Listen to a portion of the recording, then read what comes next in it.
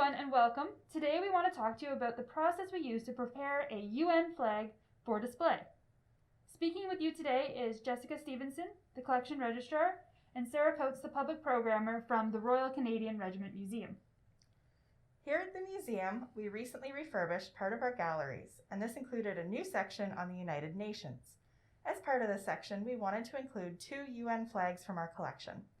Due to limited space, we wanted to fold the flags up and mount them in frames to display only the UN emblem in the center. The flag you see here is the second flag we mounted in this way, and also posed the most challenges to us. The flag is believed to be from the 1950s with ties to the Korean War, making it the older flag of the two as well as the larger.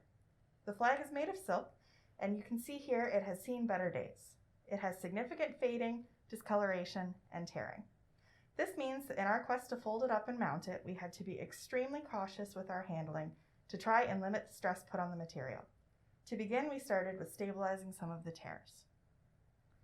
To support the weak areas, we attached the flag to a backing of white cotton.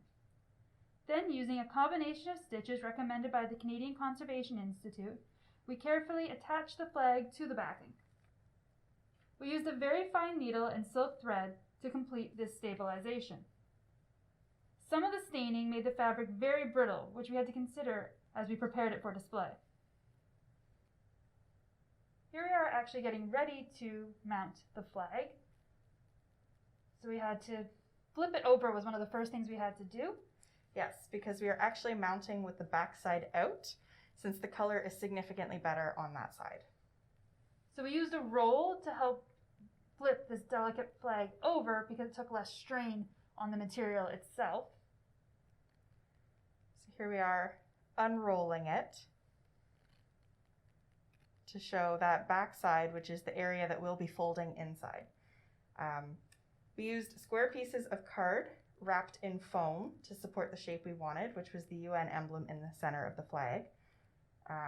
And so while we did not want to stress the flag, we also tried only to intervene and add supports where the tears would be affected by folding, strengthening the areas that were required for the mounting. Yeah. And here we are photographing everything. Yes. As we went through.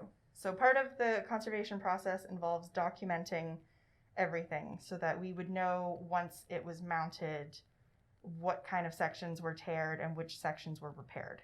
And there were actually interventions already visible on this flag before it came to the museum collection, which are seen here. So here we are with that board that Jessica was mentioning, trying to measure where it would sit on the flag. We wanted to make sure it was centered, but we knew that we wouldn't be able to see the flag once we began folding. So this is definitely a case of measure a lot, fold Measure less. 10 times, fold once, hopefully. Yeah, hopefully once. So we spent a lot of time considering this. And you'll see that we have that thin layer of foam on top of the flag, and that will be actually what's getting folded directly against the mounting board. Yes, to try and take some of the strain off of, again, that really delicate silk material of the flag. And what you can see we're doing here is we're checking to see what parts are going to get folded. Part of the challenge with this flag being the larger of the two, so it was the second one that we did, but it was also larger, so the UN emblem kind of just fit on the shape of the board that we wanted. So we had to make sure that it was exactly lined up, because even slightly too far to the left or right and we would end up with the emblem completely off center. Yes. And we were checking there first, folding the foam only, just to get an idea of how it all folded together. We spent a lot of time thinking about this. Yes, we were very cautious because we didn't want to fold more than necessary given the delicate state of the material.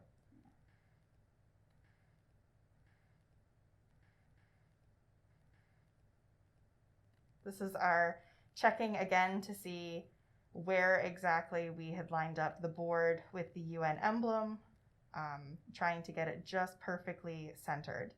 It was actually quite tricky because of the way the emblem is. It always looked a little bit off, even though it was technically centered. So we were having to get a little bit of a visual eye on it. Yeah. And it looked very different from one side of the flag than the other. So the emblem wasn't perfectly straight or even on either side. So there was a little bit of shifting due to the material. So this is the second day of our mounting process. we decided that we needed more time, and so we started on day 2. We began by actually folding and tacking down the foam, so it was taking the majority of the strain, so that we could just gently place the flag over the foam once it's been put into place. And then we tacked the flag to the foam that's already been secured. Yes, so that the foam takes more of the stress. So again, there's not quite as much pulling of that material. Yeah. More photos. So many photos. Documenting everything that we do, every place that we tacked the flag. There we are. And you can see the really, really short needle we're using in there.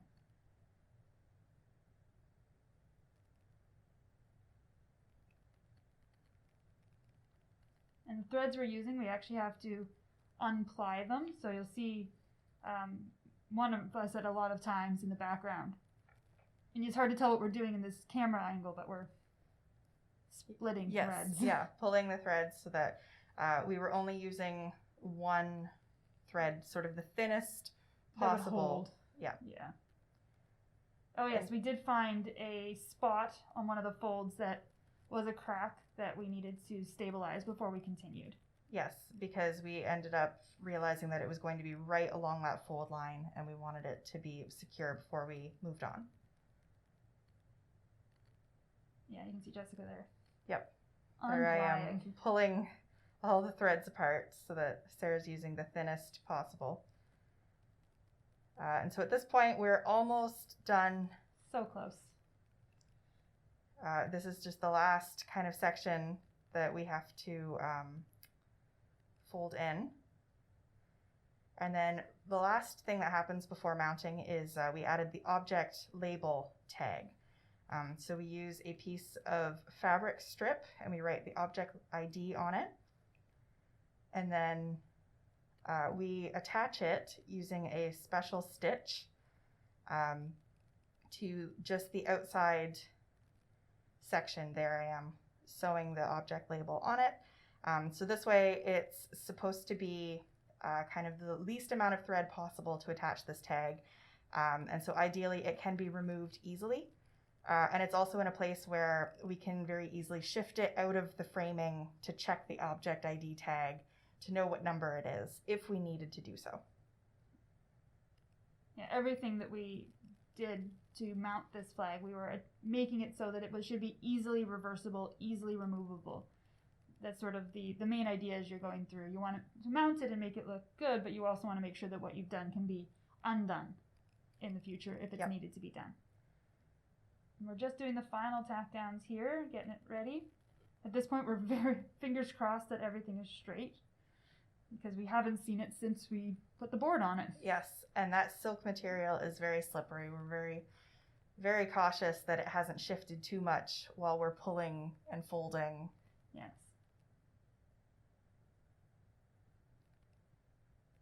Just getting those last few stitches on. And then here we are checking to make sure that the UN emblem is exactly the way we wanted it. And that it would fit in the case. Yes. And our careful preparation worked. There it is, all ready to go. And those are the 2 flags, actually, for the exhibit. And they're now visible on display in our galleries. And you can actually see both of them. There they are, nicely mounted beside each other.